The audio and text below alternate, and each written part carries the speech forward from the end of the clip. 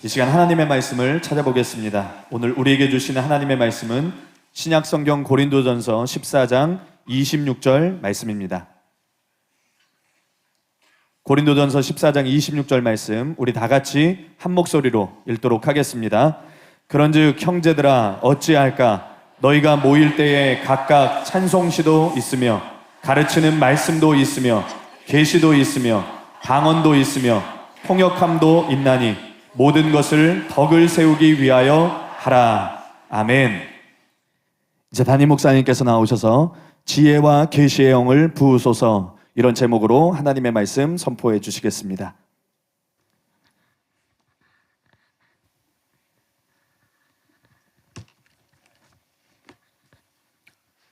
오늘 우리가 찬송 부를 때 꿈에 대한 가사가 나왔죠. 꿈에 대한 가사가 나오면서 밤과 아침에 계시로 보여주사. 그래, 어떤 분들은 꿈이 무슨 계신가? 계시라 그러면 적어도 환상을 본다든지 뭐 주님이 현현하신다든지 그래야지 꿈이 무슨 계신가? 이 틀을 깨야 돼요. 계시는 계시받는 형태에 따라서 계시가 되는 게 아니에요. 계시받은 내용에 따라서 이게 계시일 수도 있고 계시가 아닐 수도 있는 거예요. 그래서 여러분 아시는 대로 제가 과연 목사로 부름을 받았는가, 내 자신이 너무 부족하고 아무것도 아니기 때문에 소원은 불타오르지만 정말 하나님이 나를 목사로 택한다, 그거로 굉장히 제가 청소년 시절 때 심각하게 고민을 오랫동안 했는데, 그렇게 기도하다가 하나님께서 저의 소명을 두 가지 꿈으로 보여주셨는데, 여러분 그거 아실 거예요. 그 두 가지 꿈으로 보여주셨는데, 그 중에 하나는 하나님께서 우리 교회를 세우기를 원하시고, 많은, 제가 학생 때니까 수많은 학생들이 그 교회가 세워지도록 구령을 외치듯이 기도를 하는데, 갑자기 태산만한 새카만, 머리부터 발끝까지 새카만 바알세불, 마귀의 왕 바알세불이 나타나가지고 그 기도를 못하게 막 방해하잖아요. 그 마귀가, 여러분 릭조이너의 환상에도 나와 있는 것처럼, 우리 마귀하면 우상숭배자나 불신자를 혹은 또 무당이나 뭐 이런 걸 통해서만 역사하는 줄 알지만, 많은 귀신들이 목사들을 타고 있어요. 많은 귀신들이 목사들 위에 올라타고 있고, 또 많은 귀신들이 신학자들 위에 올라타 있고, 많은 귀신들이 기독교인 위에 올라타 있어요. 릭조이너가 본 영계를 본 그대로. 그래서 여러분, 참된 교회들을 핍박하는 거, 특별히 똑같이 목회하면 괜찮은데 성령이 임하고, 아주사 부흥도 지금도 아주사 그러지. 그 당시는 얼마나 이단시하고 박해를 받았는지. 웨일즈 부흥도 지금이나 웨일즈 얼마나 박해를 받았는지. 웨슬리를 통해서 부흥이 일어날 때도, 피니를 통해서 부흥이 일어날 때도, 지금 우리가 웨슬리 피니 그러지, 얼마나 이단시하고 공격을 많이 받았는지. 근데 그게 누가 한 거냐? 목사들이 한 짓이고, 교단들이 한 짓이고, 그게 학자들이 한 짓이고, 그게 기독교인들이 한 짓이라고. 역사는 항상 되풀이되는 거예요. 지금도 전혀 다른 게 없고, 우리나라에서도 통합을 유지해서 그런 일들을 하고 있는 거예요. 수많은 목사들 위에 마귀가 장악을 하고 있고, 귀신들이 장악을 하고 있고, 학자들, 교단들, 예수 믿는다고 하는 많은 사람들, 전체는 물론 아니지만 적지 않은 사람들 위에 귀신들이 올라타가지고 조정을 하는 거예요. 저는 갑자기 오늘 그런 생각이 좀 들었어요. 그때 주님이 주에 보여주신 우리 교회가 세워지는 것을 방해한 그 마귀가 바로 한국교회를 통해서 역사한 마귀였구나. 이 목사와 이단 사냥꾼을 통해서 역사한 이 마귀, 이 거대한 세력을 보여주신 것이구나. 그런 생각이 들고, 그것이 하나의 꿈이지만 정말 미래를 보여주는 거잖아요. 꿈이지만 미래를 보여주는 거고, 그런 게 계신 거라고요. 그런 게 계신 거예요. 첫 번째 꿈에서는 하늘을 배경으로 십자가와 예수님, 제일 먼저 십자가와 그 다음에 예수님 얼굴과 면류관과 별을 보여주셨는데, 그 하나하나가 거대한 보석으로, 수많은 보석을 이루어진 거예요. 그 보석 같은 성도님들이 바로 여러분들이에요.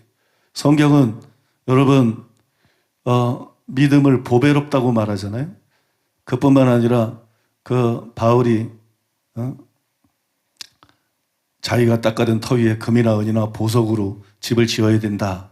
그렇게 말을 했는데 그 집은 하나님의 집, 교회잖아요. 그죠? 그래서 그게 진리를 뜻하기도 하지만 또 보배로운 참된 신자들을 말하는 것인데 이 교회가 다 같은 교회가 아니고 정말 참된 믿음을 가진, 보배로운 믿음을 가진, 또 금은 보화로 비유될 수 있는 그런 진리를 제대로 바로 이해하고, 그래서 제대로 신앙생활하는 보배로운 참된 신자들, 그런 사람들이 모여든 교회, 그런 사람들이 모여든 교회, 그런 사람들이 모여서 하나님의 꿈을 꾸고 하나님을 위해서 군사로 일어나는, 군대로 일어나고 용사로 일어나는, 여러분 그런 것들을 말씀하고 있는 거예요. 그러니까 그게 꿈인데 계시라고요. 어떤 환상을 봤어도 그게 계시가 아닌 게 있고, 계시가 뭔지 아시죠? 핵임 목사님이 잘 설명한 대로 지혜의 말씀의 연사, 미래에 대한 걸 보여주는 거, 그 다음에 지식의 말씀의 연사, 현재나 과거에 대한 어떤 정보를 계시적으로 알려주는 거, 그 다음에 영분별의 연사, 환상을 보는 걸 말하는 게 아니고 영의 세계의 실상을 보는 거예요. 영의 세계, 보이는 그냥 우리 눈에 보이는 뭐 말을 듣고 뭐 현상을 보고 뭐 사람을 보고 이러는 게 아니라 그 배후에 영의 세계의 실상을 보는 거예요. 그게 여러분 영분별의 연사인데 믿습니까? 이 세 가지가 계시인데, 그러니까 이런 세 가지 은사를 통해서 주어지는 계시의 내용을 담고 있으면 그건 계신 거예요. 평범해 보이는 분은 꿈이라도 계신 거예요. 이제 다음 시간에 자세히 말씀드리겠지만 심지어는 계시에 대해서 우리가 생각을 완전히 이 패러다임의 전환이 일어나야 돼. 생각을 완전히 바꿔야 되는데 생각도 계시일 수 있는 거예요. 아무것도 들리는 것도 없고 아무것도 뭐 보이는 것도 없고 천사가 방문한 것도 아니고 예수님이 온 것도 아니고 천국에 이끌려 올라간 것이 아니라 할지라도 여러분 떠오르는 생각이 그게 계시일 수도 있는 거예요. 여러분 믿으십니까? 그걸 이제 다음 시간에 제가 성경적으로 잘 증명해서 여러분들에게 실제 상황에서 체험하면서 분별하면서 잘 나갈 수 있도록 그렇게 가르쳐 드릴 것인데, 그래서 여러분 얼마나 이 교회가 하나님의 목적과 계획 속에서 중요한 교회면 이렇게 지독하게 공격을 하겠는가. 그죠? 이렇게 비이성적으로 어떻게 보면 악마적으로 한국교회가 이렇게 공격을 하겠는가. 제가 지난주에 지금 재판 중이잖아요. 4개 교회가 통합의 불의함에 대해서 고소를 했는데 통합에서 답변을 했어요. 그래 통합의 답변 내용이 저한테 와가지고 보니까 거기 참 가관이에요. 이게 이 사람들이 기독교인인가? 이 사람들이 목사가 맞는가? 확실히 마귀의 자식들이구나. 왜냐 그러면 뭐 구구절절 다 얘기할 필요 없고 그중에 한 가지만 말씀드리면, 통합에서 뭐라고 답변을 했느냐? 통합의 특별사면위원회는 교회 내부의 사람들을, 책벌받은 사람들을 풀기 위한 것이지 이단들을 풀기 위한 것이 아니었다. 그들이 대상이 아니었다. 여러분 어떻게 한 개 교단이 이렇게 새빨간 거짓말을 판사에게 제출을 합니까? 교단에서 신문에 교회 내부, 교단 내부에서 책벌받은 사람하고 이단으로 매도당한 사람들, 억울한 사람은 그게 신문에 다 공개가 된 거라고, 기사로. 자기네들이 기사로 다 낸 거라고. 근데 이게 목사라는 놈들이 모여서 하는 짓거리야, 이게. 어떻게 이런 것들이 목사고 기독교인일 수 있겠는가?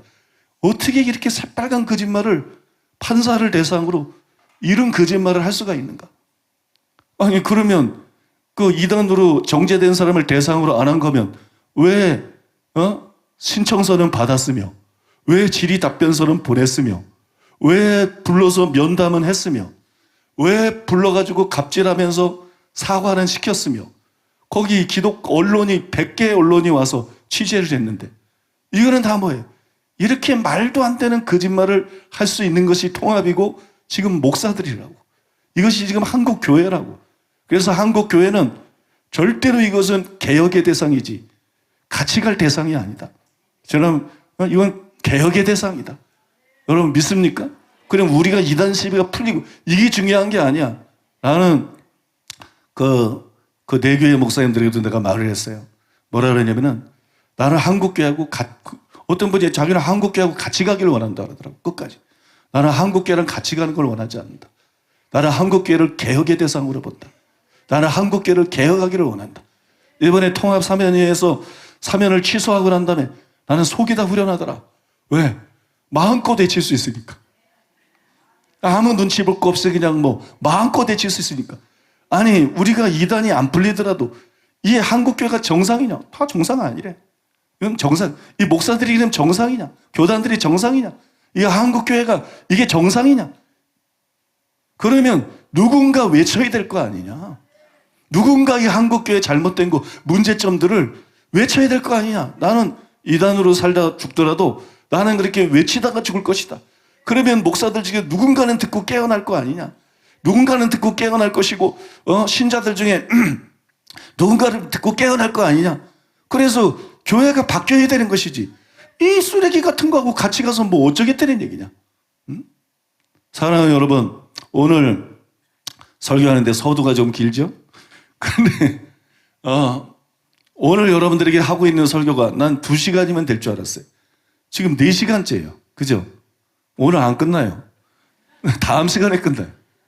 이 다음 시간에 끝나는데 이 설교 자체가 계시입니다. 이 설교 자체가 계시예요. 왜 계시냐?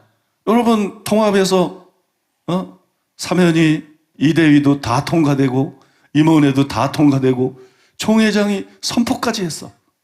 법적으로는 그럼 끝나게 돼 있는 거예요. 총회장이 선포까지 했어. 그런 마당에 이런 설교를 나한테 왜 주시냐고. 나는 이게 바로 뒤집힐 거라고 상상도 못했다고. 어떻게 인간들이 그럴 수가 있어. 장난 노는 것도 아니고. 그런데 하나님은 알고 계셨다고. 이것들은 뒤집을 거야. 이것들은 그런 인간들이야. 그런 썩은 집단들이야. 비정상적인 집단들이야. 이것들은 뒤집을 거야. 그래서 나는 사면 선포됐다고 기뻐하고 있는데 주님이 이 말씀을 주신 거야. 주님이 이 말씀을 주신 거야. 이걸 어떻게 설교하라고? 이걸 어떻게 설교하라고? 이게 다 맞는 얘기이긴 하지만 그들이 이런 걸 이해를 못 하는데, 그들의 수준이 그게 안 되는데, 너무 수준 차이가 나는데, 진리라도 이걸 어떻게 설교하라고? 주님이 모든 걸 알고 계신 거예요. 미래를 알고 계신 거. 그래서 제가 이 설교를 하면서 사면이 때문에 참 피곤한 날들, 스트레스도 많이 받고 참 분노도 많이 하고 참 아주 힘든 시간들을 보냈는데 이 설교 시리즈를 하면서 많이 쉬었어요. 그러면 이 설교 시리즈는 우리 교회에 문제가 되고 있는 5가지 그 주장에 대해서, 한국교회하고 차이가 나는 5가지 주장에 대해서 그 핵심을 쭉 설명하는 거예요. 그래서 성경적으로 설명해서 이거는 우리 교회가 잘못된 게 아니라 통합이 잘못된 거다. 합동이 잘못된 거고, 고신, 백석, 기성, 예성, 감리교가 잘못된 것이다. 그들이 이단이라는 얘기가 아니라 이런 주제들에 관해서 그들이 무지했고 그들이 비성경적인 것이었다. 그들이 이것 때문에 우리를 이단이라고 매도했는데 사실은 그들이 비성경적이고 잘못된 것이고 우리 교회가 선구자였던 것이다. 눈이 열렸던 것이고 한국교회보다 월등히 앞서가고 있었던 것이고 진리를 제대로 분별하고 이해하고 있었던 것이고, 여지껏 4가지를 다 들었어요. 틀림없잖아요. 그죠? 틀림없잖아요. 성경을 기준으로 분별해 봤을 때 틀림없잖아요. 그죠? 우리 교회가 옳잖아요. 한국교회가 잘못 알고 있잖아요. 그러니까 우리 교회는 그냥 한국교회는 같이 가라고 하나님이 세운 교회가 아니에요. 한국교회를 깨우라고 세운 교회. 한국교회를 개혁하라고 세운 교회. 많은 선자들이 예언한 것처럼 한국교회가 이 시대를 깨우고 개혁을 하고 세운 교회인 줄로 믿습니다. 지금까지 설교를 잘 해왔어요. 근데 오늘 내가 설교를 하려고 준비를 하면서 참 마음이 답답한 거예요. 왜 답답하냐 그러면 이번 주하고 다음 주에 나누는 계시에 대한 얘기들이 계시에 대해서 나누는데 이 계시에 대한 얘기들이 사실은 목사들 중에서도 90% 이상이 모르는 얘기입니다. 80%가 아니에요. 90% 이상. 어쩌면 99%인지도 몰라. 어쩌면 99.9%인지도 몰라. 그러니까 신학자들이나 목사들이나 절대 다수가 모르는 얘기예요. 그러니까 그들은 계시하면 성경을 떠올리고 계시받았다 그러면 안 되고 계시란 말을 사용하면 안 되고 다 신학교에서 잘못 배웠어. 성경만 조금 정신 차려 읽었으면 신학교의 가르침이 잘못되는 걸 알았을 텐데, 교리가 잘못됐다는 걸 알았을 텐데, 나는 어렸을 때부터 그걸 알았는데, 왜냐면 그 교리와 가르침이 이제 다 증명하겠지만, 오늘 증명하겠지만 성경과 전혀 맞지 않기 때문에, 그게 맞으면 성경이 틀리는 거기 때문에 성경이 틀릴 리가 없죠. 칼빈이 틀렸지. 루터가 틀렸지. 믿습니까? 성경이 틀렸을 리가 없죠. 통합 합독이 틀렸지. 여러분 믿으십니까? 성경이 틀렸을 리가 없죠. 그런데 그들의 주장이 맞다면 성경이 틀린 것이기 때문에. 그러나 이것이 여러분에게는 수많은 신학자, 수많은 목사들이 모르고 있는 이런 말씀에 관한 분별과 지혜가 여러분에게는 너무 익숙해져 있다. 여러분은 들으면서 너무 익숙해져 있어. 그래서 가치를 모를 수 있다는 거야. 왜 또 저 얘기를 하시지? 왜 또 저 얘기를 하시지? 저는 항상 여러분만을 위해서 설교하는 게 아니에요. 저는 항상 시대적인 사명을 느끼고 있어요. 저는 듣든지 안 듣든지 한국교회 신학자들과 목사들과 교회와 전체 신자들을 깨우기 위해서 설교합니다. 그러니까 어느 때는 여러분이 아는 거라도 쫙 정립해서 말할 수밖에 없는 것이고, 그래서 제 개인적인 소원은 이번 주 설교하고 다음 주 설교가 빨리 지나가면 좋겠다. 왜냐면 그 다음에 해야 될 설교들이 너무 많은데 하나님께서 새롭게 부어주신 새로운 주제들과 새로운 내용들이 너무 많이 지금 있는데 이게 빨리 지나가면 좋겠다. 그래서 내가 오늘 이 말씀 드리는 것은 여러분들이 오늘 듣는 것이 어떤 것들은 많이 익숙할 거예요. 그러나 그거랑 상관없이 이게 얼마나 귀한 것인지를 알아야 돼요. 믿습니까? 여러분, 이 시리즈로 해온 이 설교들이 하루에 준비할 수 있는 설교가 아닙니다. 일주일에 준비할 수 있는 설교가 아니고 1년 노력하면 준비할 수 있는 설교가 아니에요. 이런 분별이 오기까지는 수십 년이 걸리는 거예요. 어렸을 때부터 성경을 열심히 읽기 시작한 걸 위시해가지고 성령님을 스스로 여기고 성령님의 가르침과 도우심을 수많은 해를 간절히 부르짖고 외치고 그 다음에 수많은 세월을 말씀과 씨름하고 수많은 책들을 끄집없이 읽고 독서하고 연구하고 그런 가운데 이런 분별들이 오는 것이지. 그래서 아까 말씀드린 것처럼 수많은 대부분의 신학자, 대부분의 목사들이 잘못 알고 있는 것을 알게 된 것이란 말이에요. 근데 그런 거를 여러분들이 들으면서 단순히 이건 나에게 익숙한 거야. 이런 식으로 들으면 안 된다는 거예요. 그런 식으로 들으면 안 되고 이것이 다이아몬드 하나가 만들어지기 위해서 얼마나 많은 압력을 받고 시간이 걸려야 만들어지는 것처럼 이런 분별들은 10년, 20년에 오는 게 아니란 말이에요. 어떤 의미에서 그런 부분들에 대해서 정확하게 분별하고 선포하게 하기 위해서 수십 년을 하나님이 저를 훈련시켜 오신 것이라고.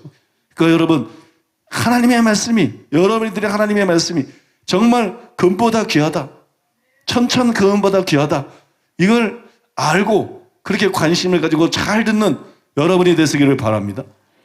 그러니까 이번 주도 그러시고 다음 주도 그러시고 이번 주는 좀 계시에 대해서 개론적인 얘기를 좀 할 것이고 이론적인 얘기들을 좀 할 것이고 다음 주에는 여러분들이 실제로 체험하는 그런 체험적인 얘기를 계시에 대해서 좀 나눌 것인데 그렇게 아시고 잘 들으시기 바랍니다.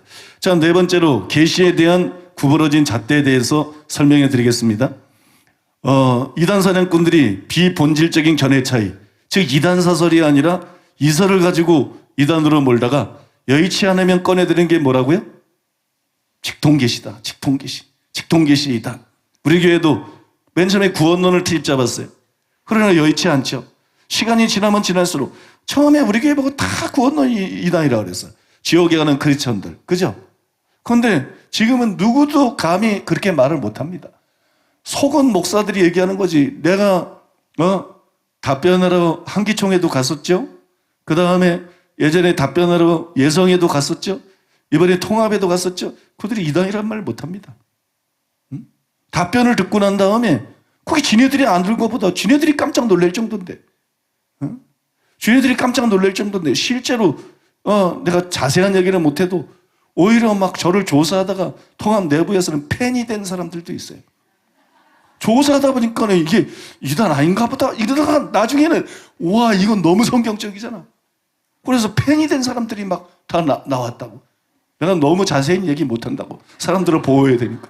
그럴 정도로 이게 성경적이란 말이에요. 그러니 어떻게 이단이라는 소리를 합니까? 옛날에는 구원론 갖고 이단이라 그러다가 구원론은 문제가 없다 이런다고 이제. 벌써 이게 여러 해 전에 나온 얘기라고. 여러 해 전에 한기총에서 조사받을 때부터 하다가 구원론에 이제 문제가 없다. 그 다음에 이제 달겨드는 게 계시론인 거야. 계시 가지고 이제 막 달겨드는 거야. 그런데 계시에 대한 이들의 잣대는 가장 구부러져 있어요. 구부러진 잣대 중에 하나예요. 왜냐하면 계시에 대한 이들의 잣대가 은사중단론에서 나왔단 말이에요. 은사중단론이 비진리고 비성경적인 것인데 그들이 계시를 부정하는 것이 은사중단론에서 나왔기 때문에 아주 잘못된 기준이죠. 그래서 반드시 바로잡아야 될 심각한 오류입니다. 그래서 저는 이단 사냥꾼들이 사용하는 직통계시라는 기준이 얼마나 비성경적인 것인지, 얼마나 잘못되고 어이없는 것인지를 여러분들에게 분명하게 보여드리기를 원합니다. 첫째로 따라해 보겠습니다. 계시에 대한 이단 사냥꾼들의 심각한 무지. 왜 이단 사냥꾼들은 계시를 받았다고 하면 이단으로 몰려고 할까요? 그것은 그들의 성경에 대한 심각한 무지 때문이에요. 우리가 받는 계시에 문제가 있어서가 아니고 그들의 심각한 무지 때문이에요. 여러분, 우리가 계시를 받은 지 얼마나 됐어요? 여러분, 10년이 넘었습니다. 우리 교회가 계시를 받은 지 10년이 넘었어요. 우리 교회가 계시를 받은 지 10년이 넘었지만 우리가 계시를 받아가지고 문제된 거 있습니까? 무슨 문제 일으킨 거 있습니까? 우리가 계시를 받아가지고 무슨 비성경적인 이상한 주장을 한 거 있습니까? 올바른 계시를 받았기 때문에 여러분 문제가 없단 말이에요. 믿습니까? 계시를 받은 우리가 문제가 아니죠. 아무튼 그들의 성경에 대한 심각한 무지 때문이에요. 여러분도 알다시피 통합특별사면위가 제가 이런 질문을 했어요. 신청인은 성경에 직접 계시를 받는다고 주장한다. 계시론에 이단적이라는 비판을 받고 있다. 문제로 지적하는 성령의 직접 계시가 무엇인가? 그랬어요. 제가 이걸 어디까지 설명해 드려야 될지 모르겠는데 아무튼 그래서 제가 그렇게 대답을 했어요. 기교단의 그 최상경이 내가 계시라는 단어를 사용하는 것을 마치 성경 기록을 위한 특별 계시와 같은 계시를 받는 거로 그래서 성경에 뭔가를 가감할 수 있는 것처럼 그렇게 매도를 했는데 다르다. 특별 계시는 끝났다. 내가 말하는 계시는 그런 계시가 아니라 성경 기록과 무관한 성령의 은사로 받는 사역의 신앙생활과 사역에 필요한 그런 계시들을 말하는 것이다. 그 다음에 귀교단이 자꾸 계시라는 말을 사용한다고 계시 받았다고 그런 거를 직통계시 이단으로 몰라는 게 그게 바로 귀교단의 무지 때문이다. 내가 그렇게 말하진 않았어요. 뭐 걔들이 뭐 아주 뭐 갑질하려고 태어난 인간들인데 그 저질들한테 뭐 그렇다 그러면 그것들이 가만히 있겠어? 무조건 죽이려고 그러지. 그러니까 그렇게 말은 안 하고 나의 주장이 정통신학과 반하는 것이 아니다. 왜냐하면 국내에 많은 신학자들이 계시의 두 가지 의미가 있다는 것을 이미 밝히고 있다. 이게 참 기가 막힌 거예요. 난 신학자들이 이거를 쓸 줄은 몰랐어요. 하도 깡통 같은 짓들을 많이 해가지고. 그런데 신학자들이 내가 고등학교 때 성경 읽으면서 안 거를 알았더라고. 내가 고등학교 때 성경 읽으면서 야 이거 계시 받을 수 있는 건데 계시가 성경에 나오잖아. 근데 그거를 신학자들이 봤더라고. 그래서 여러 신학자들이 그거를 썼어요. 포이트레스, D.A. 카슨, 또 누가 있나? 세계적인 유명한 조직 신학자인데, 웨인 그로뎀, 또 우리나라 그 합동교단 총신대학교의 대표적인 교수죠. 이한수 교수님, 뭐 이런 사람들. 그 다음에 그 개신대 나영화 총장, 뭐 그런 분들. 그러니까 이분들의 말은 신학자들이 사용하는 계시하고 성경이 사용하는 계시하고 혼동하면 안 된다. 신학자들이 사용하는 계시는 성경 기록을 위한 특별 계시에 대해서만 계시라고 말하고 나머지는 조명이 말해요. 조명이라고. 조명. 이게 잘못된 거예요. 성경에 조명이라는 말이 없어요. 물론 그걸 뜻하는 게 있을 수 있지만 계시라는 단어를 잘못 이해하니까 조명이라는 말을 만들어내는 거예요. 나는 그 말을 참 싫어합니다. 조명. 난 참 싫어요. 계시라고 말해라. 여러분, 계시에 대해서 잘못하니까 신학자들이 교단들이 조명이라는 교리를 만들어내고 조명이 있지 계시가 어딨냐 이런 허튼 소리를 하고 있는 거예요. 그러니까 이 신학자들이 주장하는 게 뭐냐, 학자들이 잘못 알았다 그 얘기를 하고 있는 거예요. 학자들이 계시라는 용어를 성경은 넓은 의미로 사용하고 있는데 학자들은 좁은 의미로 사용해서 자기들이 생각하는 성경 기록을 위한 계시만 계신 줄 알고 나머지는 무슨 조명이고, 그래서 계시만 하면 이단이고, 이런 잘못된 기준을 갖고 있었고, 그래서 계시받는 사람들을 잘못되게 이단으로 몰았다. 그런 말들을 지금 학자들이 이구동성으로 다 하고 있는 거예요. 난 깜짝 놀랐어요. 학자들도 이렇게 바른 소리 할 때가 있구나. 학자도 이렇게 쓸모 있을 때가 있구나. 아니, 나는 너무 궁금했거든. 아니, 나는 어렸을 때부터 성경 읽으니까 그거 알겠던데 왜 학자들은 이렇게 조용한가? 왜 장로교 교리는 이렇게 비성경적인가? 통화봤더니 이거 등치만 컸지 고신이니 왜 이렇게 교리 자체가 비성경적인가? 그 목사들은 도대체 성경 읽으면서 다 뭐하는 것들인가? 이것들은 왜 저렇게 비성경적인 교리를 무비판적으로 그냥 맹목적으로 받아들이고 성경적인 것이 아닌 걸 왜 저렇게 죽을 때까지 설교하다가 죽는가? 난 도대체 이해가 안 갔거든. 난 정말 어렸을 때부터 이해가 안 갔어. 그래서 내가 고등학교 때 내 미래를 놓고 고민했다니까 갈 길이 험하겠다. 이렇게 무식한 것들이 날 공격을 많이 하겠다. 앞으로 내가 성경적으로 설교하면 참 많은 어려움을 겪겠다. 근데 이렇게 거짓말까지 동원해서 이단으로 몰 거라고 그러는 나는 진짜 교계나 기독교인데 목사들인데 그런 건 상상도 못했는데 내가 생각했던 것보다 더 지금 한국교회 상태가 더 최악이더라고. 더 최악인데 아무튼 그런 얘기를 하고 있는 거예요. 그래서 나영아 총장 같은 사람은 계시를 부정하는 거는 한국교회를 죽이는 것이다. 성령이 지혜와 계시형이고 계시가 임해야지 교회가 살아있는 것이지. 그 다음에 계시 받는다 그래서 직통계시 이단으로 모으는 것은 이거는 잘못된 것이고 그거는 죄악이다. 뭐 그런 내용들을 이렇게 글을 쫙 올렸어요. 그런 것들을 제가 통합의 답변을 딱 했어요. 그랬더니 아무 말 못하잖아요. 여러분 거기에 대해서 아무 말 못했어요. 제가 사과할 때 기자들 모인 자리에서 통합의 그 총회 사무실에서 CBS, 국민일보, 뭐 CTS 다 왔잖아요. 거기서 뭐라 그랬어요? 내가 사과할 때 뭐라고 사과했어요? 여러분 잘 보시면 내가 사과할 때 뭐라고 사과하느냐? 계시를 받았다 그러지 않고 말씀을 깨달았다 이렇게 말할 수도 있었다. 그건 사실이에요. 내가 계시를 받았다 그러지 않고 말씀을 이렇게 깊이 깨달았다. 그래서 사람들에게 오해하지 않게 하겠습니다 그랬어요. 내가 사과한 내용을 잘 보세요. 계시를 받았던 게 잘못됐습니다 이 얘기를 안 했어. 그거를 다른 사람이 오해하지 않도록 다른 사람이 왜냐면 너희들이 무식하다 그 얘기를 하고 있는 거야 점잖게.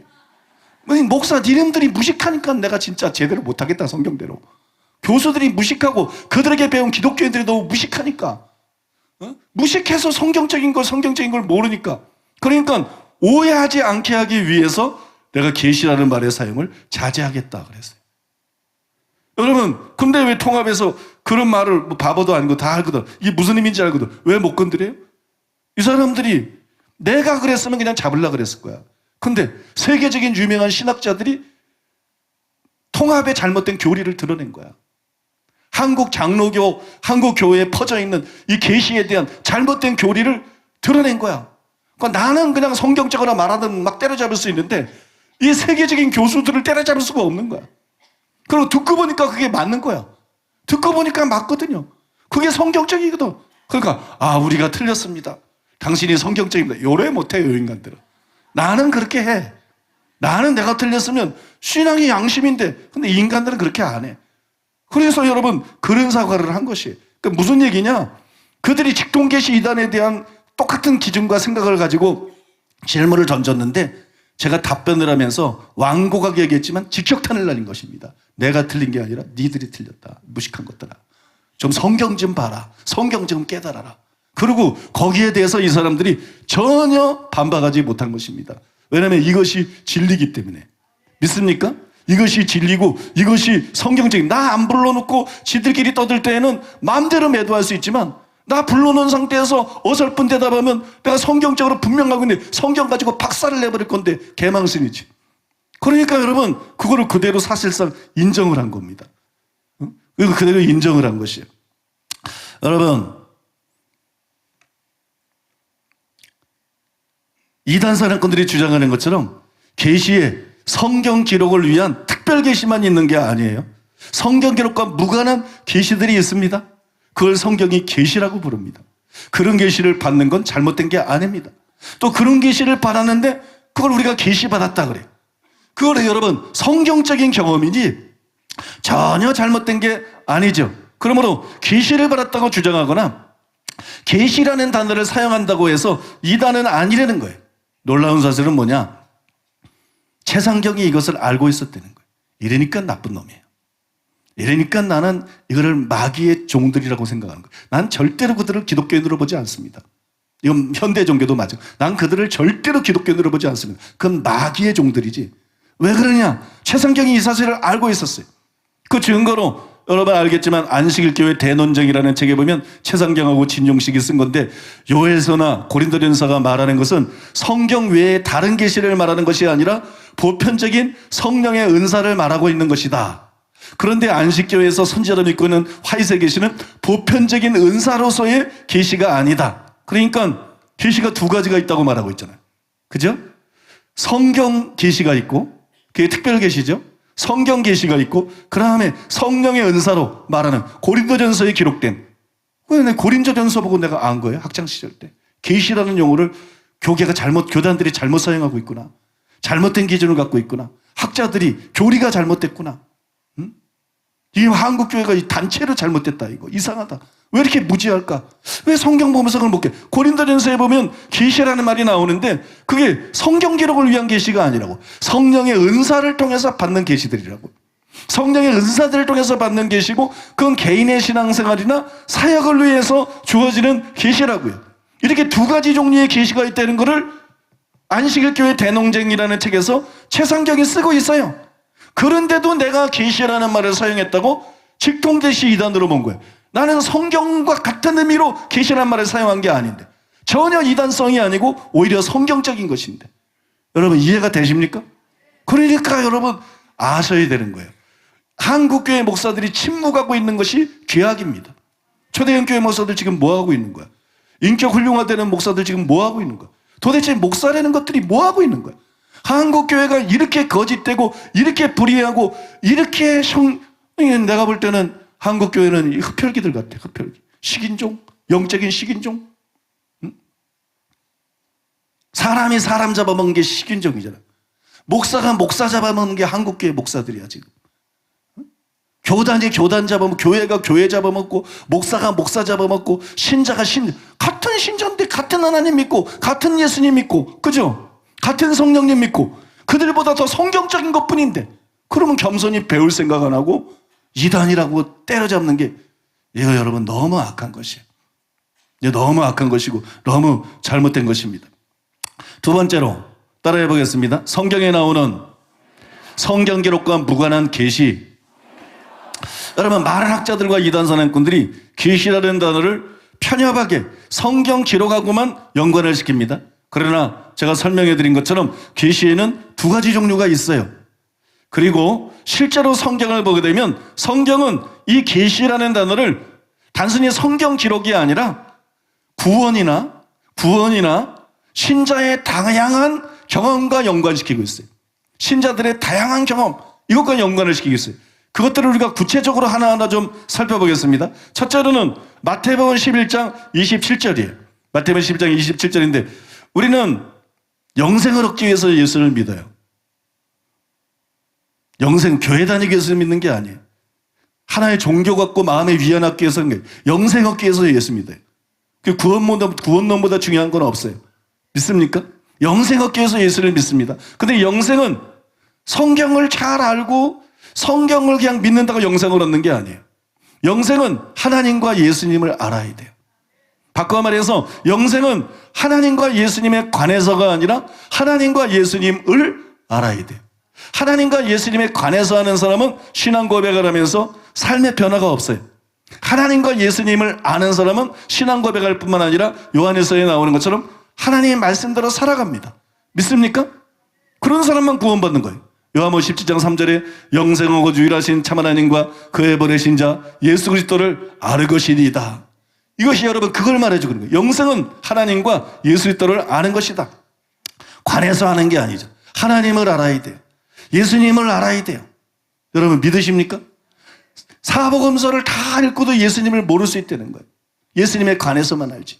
성경을 다 읽고도 하나님에 관해서만 알지 하나님을 모를 수 있다는 거예요. 하나님에 관해서 하는 것은 지식으로 가능해요. 성경 지식으로, 그죠? 성경 지식으로 가능해. 하나님을 아는 거, 예수님을 아는 거, 이런 사람이 구원받은 사람인데, 하나님을 아는 거, 예수님을 아는 거, 이거는 여러분 계시가 없이는 불가능합니다. 하나님을 계시가 없이 어떻게 알 수 있어요? 예수님을 계시가 보이지도 않는 분이고, 예? 예수님을 계시가 없이 어떻게 알 수 있어요? 이건 계시를 통해서만 알 수 있어요. 그래서 예수님이 말씀했어요. 마태복음 12장 27절에서 내 아버지께서 모든 것을 내게 주셨으니 아버지 외에는 아들을 아는 자가 없고 아들과 또 아들의 소원대로 계시를 받는 자 외에는 아버지를 아는 자가 없느니라. 이 중요한 얘기예요. 예수님, 계시를 받는 자 외에는 아버지를 아는 자가 없다. 이 구절의 의미는 복음을 듣는 각 사람에게 내적인 계시가 필요하다는 거예요. 다 환상 봐야 된다, 다 입신해야 된다, 이런 얘기가 아니에요. 내적인, 복음을 듣는 각 사람에게 내적 계시가 필요하다. 여러분들이 오해하지 말 것은 각 사람이 구원을 받으려면 성경 이외의 계시를 받아야 된다, 그런 뜻이 아닙니다. 하나님과 예수님을 아는 게 영생인데 계시를 받는 자 외에는 아버지를 알 수 없다, 이 말은 각 사람이 구원받으려면 성경 이외에 개별적으로 다른 계시들을 받아야 된다. 하나님에 대한 혹은 예수님에 대한 다른 계시를 받아야 된다, 그런 얘기가 아니에요. 왜냐하면 문맥에 보면 그런 얘기가 아니에요. 이 말씀의 배경이 뭐예요? 이 말씀의 배경은 70인 제자가 복음을 전하러 나간 겁니다. 70인 제자가 복음을 전하러 나가서 이제 병도 고치고 귀신도 내쫓고 그러면서 회개하라고 예수님을 믿으라고 이제 복음을 전파합니다. 그런데 들은 사람들 중에 자기를 지혜롭고 설계했다고 생각한 사람들이 있었어요. 그게 서기관들이고 바리새인들이고 사두개인들이에요. 그래서 목사들만큼 깨닫기 힘든 사람이 없어요. 목사들만큼 진리를 받아들이기 힘든 사람들이 없어요. 사실 성도들이 이단 시비를 했으면 이단 시비가 1년 안에 끝났을 것입니다. 이게 목사들이 이단 시비를 해서 불의가 계속되는 거예요. 목사들이 이단 시비를 해서. 이 지혜롭고 설계 있는 자들, 이 자기를 지혜 있고 설계 있다고 생각하는 이 바리새인들, 이 사람들은 마음이 교만해요. 이 사람들에게는 70인 제자가 복음을 전하는데 그게 감추어집니다. 들어도 들을 수가 없어. 보아도 볼 수가 없어. 깨달아지지 않아요. 그러니까 그걸 믿지를 않아요. 받아들이지를 않아요. 그런데 그들 중에 어떤 사람들은 어린아이같이 마음이 겸손합니다. 그 중에는 세리도 있고 창기도 있고 어부도 있고 평범한 사람들. 그런데 마음이 교만하지 않아. 뭐 가진 것도 없지만 마음이 교만하지 않아. 그들이 어린아이 같은 마음을 가지고 그 말씀을 듣는데 그들이 단순히 70인 제자가 전하는 말을 통해서 예수님에 관한, 복음에 관한 지식을 드린 게 아니라 그들에게 계시가 임하기 시작한 거예요. 듣는데 환상을 본 게 아니지만, 음성을 들은 게 아니지만 성령이 그들의 눈을 연 거예요. 그 눈을 뜨게 하여 어둠에서 빛으로, 마귀의 권세에서 하나님의 품으로 돌아오게 한다고 예수님이 직접 말씀하신 것처럼 성령이 말씀을 듣는데 그들의 영적인 눈을 연 거예요. 영적인 귀를 연 거예요. 들을 귀가 열리게 한 거예요. 그래서 70인 제자가 말하는 게 뭔지 그거를 이해하고 듣고 이해하고 깨닫고 받아들이게 된 것이, 여러분 믿습니까? 그래서 구원받게 된 것이, 이것을 가리켜서 예수님이 하신 말씀이 뭐냐? 아버지께 계시를 받은 자 외에는 아버지를 아는 자가 없다. 그러니까 여기서 계시라는 것은 성경 이외에 개별적으로 하나님이나 예수님에 대한 계시를 받아야 된다는 것이 아니라 복음 전자들이 복음을 전하면서 하나님을 전하는 거예요. 예수님을 전하는 거예요. 이때 성령께서 마음 눈을 열어주시고 들을 귀를 열어주셔서, 믿습니까? 이것이 그들에게 감춰진 것이 아니라 베일이 벗겨진 거예요. 복음을 볼 수 있게 하는 거예요. 진리를 볼 수 있게 하는 거예요. 예수님이 실제로 어떤 분인지를 단순히 지식이 아니라 마음으로 영으로 알 수 있게 하는 거예요. 믿습니까? 그래서 이 계시를 지금 말하고 있는 거란 말이에요. 여러분 믿으십니까? 그러면 이 계시가 끝났겠습니까? 안 끝나겠습니까? 이 계시가 끝났으면 아무도 구원을 못 받아. 암만 설교하면 못해. 아무도 못 알아듣는 거, 아무도 못 깨닫는 거, 아무도 못 받아들이는 거, 아무도 믿음을 못 갖는 걸, 구원을 못 받는 걸. 여러분 이거 중요한 거예요. 이 계시는 끝나서는 안 되는 거예요. 근데 이거를 예수님이 뭐라느냐? 계시라고 부르고 있다는 거. 근데 통합이 계시가 끝났다고 말한다고. 칼빈이 루터가 계시가 끝났다고 말한다고. 장로교나 학자들의 수많은 사람들이 계시가 끝났다고 말하는, 그러니까 내가 고등학교 때부터 말도 안 되는 소리들 하고 있다 이러는 거야. 도대체 이것들이 헛똑똑이들이다. 박사는 무슨 박사냐? 똑똑하면 뭐하냐? 공부만. 왜 이걸 모르는가? 이게 계시인 것을, 계시라 그러는 것이 무슨 환상이나 보고 무슨 입신하고 이런 것인 줄 아는가? 계시라는 것은 복음을 듣는 데 필요한 것을, 믿음을 갖는 데 필요한 것을, 구원받는 데 절대적으로 필요한 것을, 계시가 없으면 기독교가 소용이 없는 것을, 목사가 소용이 없는 것을, 교회가 소용이 없는 것을, 성경도 필요 없어지는 것을 그림의 떡이 돼버리니까. 이해가 되죠, 여러분? 그러니까 계시가 없다, 계시란 말을 사용하면 안 된다, 이것이 얼마나 잘못된 것인가를 알 수 있는 거예요. 여러분, 구원의 계시가 필요함을 보여주는 또 다른 것이 있어요. 고린도후서 4장 3절에서 6절입니다. 만일 우리의 복음이 가리었으면 망하는 자들에게 가리어진 것이라. 그 중에 이 세상의 신이 믿지 아니하는 자들의 마음을 혼미하게 하여 그리스도의 영광의 복음의 광채가 비치지 못하게 함이니, 그리스도는 하나님의 형상이니라. 어두운 데에 빛이 빛이라 말씀하셨던 그 하나님께서 예수 그리스도의 얼굴에 있는 하나님의 영광을 아는 빛을 우리 마음에 비추셨느니라. 여러분, 여기 보면 가리워졌다 그랬어요. 만일 복음이 가리워졌으면, 가리워졌다, 이 말이 헬라어로 칼립시스라 그러는데, 이 칼립시스라는 단어는 숨기다, 감싸다, 덮다, 가리워졌다, 그런 뜻이에요. 그죠? 그런 뜻인데, 그런데 이 단어하고 관련있는 단어가 있어요. 그거는 계시를 뜻하는 단어예요. 혹은 묵시를 뜻하는 단어인데, 그 단어가 뭐냐면 아포칼립시스예요. 아포칼립시스. 많이 들었죠? 칼립시스에다가 아포를 붙인 거예요. 칼립시스 앞에 조금 전에 살펴본 가리다, 이 칼립시스 앞에 접두사 아포를 첨가한 거예요. 근데 이 아포의 뜻은 뭐냐? 아포는 무엇을 이탈하여, 벗어나서, 멀리, 그런 뜻이에요. 그러니까 칼립시스는 가렸다는 거예요. 덮었다, 가려졌다, 숨겼다, 뭐 이런 뜻이에요. 근데 아포는 이거를 떼어낸다는 거예요. 가린 것을 제거한다는 거예요. 갈린 것을 멀리 걷어낸다는 거예요. 그게 뭐냐? 계시다.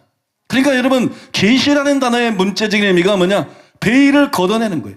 우리 눈에서, 우리 마음에서 베일을 걷어내는 거, 그 다음에 덮개를 걷어내는 거, 그래서 볼 수 있게 하는 거, 그래서 들을 수 있게 하는 거, 그래서 깨달을 수 있는 거, 깨달을 수 있게 하는 거, 이게 계시입니다.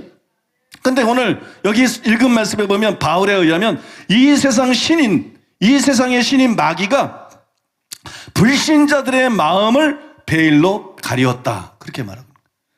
복음이 가리워졌다. 이 세상 신이 역사해죠. 마귀가 역사해서 가리워졌다. 그래서 불신자들이 복음을 전해서 잘 못 알아듣는 거예요. 그게 허황되게 느껴지는 거예요. 그게 마음에 안 와닿는 거예요. 그게 안 깨달아지는 거예요. 그걸 받아들이기가 힘든 거예요. 왜냐하면 그들은 가리워졌기 때문에 그래요. 마귀가 그들의 눈을 가리고 있기 때문에, 마귀가 그들의 마음을 가리고 있기 때문에. 이 사람들을 구원받게 하려면 어떻게 해야 돼요? 그 덮개를 제거해야 되는 거예요. 그 베일을 걷어내야 되는 거예요. 이 일을 하는 분이 누구예요? 사람은 이 일을 할 수가 없어요. 사람은 복음을 전할 수 있어도 사람은 이 일을 할 수가 없어요. 이 일을 할 수 있는 분은 지혜와 계시의 영이신 성령님이신 거예요. 지혜의 영, 계시의 영, 베일을 덮기시는 영, 베일을 걷어내는 영, 덮개를 벗기시는 영, 믿습니까? 바로 지혜와 계시의 영이신 성령님이고, 성령님이 이 일을 하는 이걸 가리켜서 성경이 뭐라 하느냐? 그걸 계시라고 말하는 거예요. 여러분 믿으십니까? 그러니까 계시가 없으면 구원이 없어요. 계시가 없으면 구원이 불가능합니다. 그런데 여러분, 지금은 구원이 불가능한 시대입니까? 지금은 구원이 없는 시대입니까? 아니잖아요. 그런데 학자들이 계시가 없다 그러면 어떻게 되는 거냐? 교단들이 교리로 그 교리를 뜯어 고쳐야지. 장로교를 뜯어 고쳐야지. 그 내가 얘기하는 게 내가 그래서 같이 못 간다 이런 얘기. 이건 개혁해야 될 대상들이다. 너무 이건 모른다. 이건 너무 모른다. 여러분, 계시가 끝났다 그러면 말도 안 되는 거예요. 그러면 여러분은 다 지옥 가게 되는 거예요. 이 지구에 사는 사람들은 여러분 계시가 끝난 그 1세기 이후로 그 다음에는 전부 다 지옥 가야 되는 거예요. 말도 안 되는 소리잖아요. 그러니까는 직통계시라는 그런 기준, 잣대, 이것이 얼마나 비성경적이고 잘못된 건지 여러분들이 아시겠죠?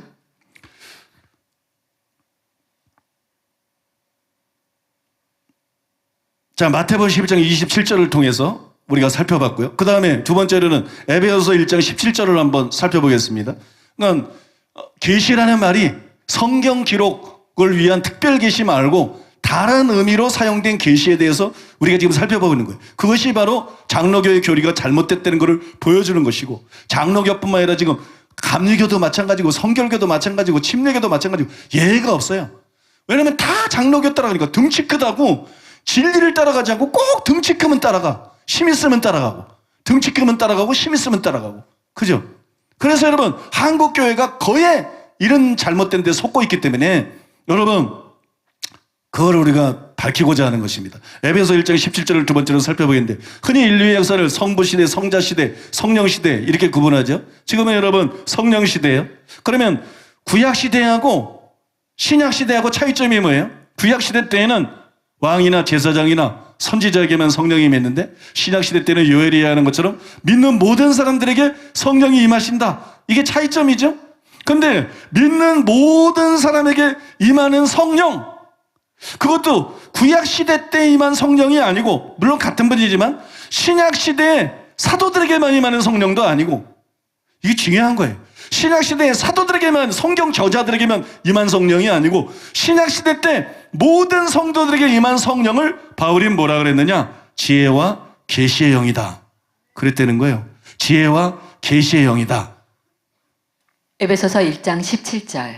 우리 주 예수 그리스도의 하나님 영광의 아버지께서 지혜와 계시의 영을 너희에게 주사 하나님을 알게 하시고. 여러분, 존 스토트도 잘 지적한 것처럼 여기서 영은 인간의 영이 아니라 성령님을 뜻하는 거예요. 그건 의문의 여지가 없어요. 성령님을 뜻하는 것인데, 근데 이 성령님이 어떤 영이냐? 지혜와 계시의 영이다. 왜 지혜와 계시의 영이냐? 성령님은 모든 신자들에게 임해서 그 사람들에게 지혜를 주는 영이에요. 그 다음에 계시를 주는 영이에요. 여러분 믿으십니까?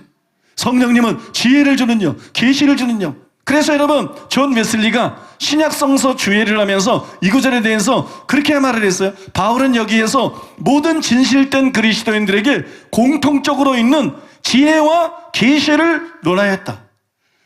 가짜니까 계시를 못 받는다는 얘기예요. 여러분 좀 이렇게 강력하게 얘기를 하면, 왜 목사들이 계시를 못 받느냐? 가짜 목사니까 계시를 전혀 못 받는 거예요. 왜 믿는다는 사람들이, 신자들이 계시를 전혀 못 받느냐? 가짜니까 계시를 못 받는 거예요.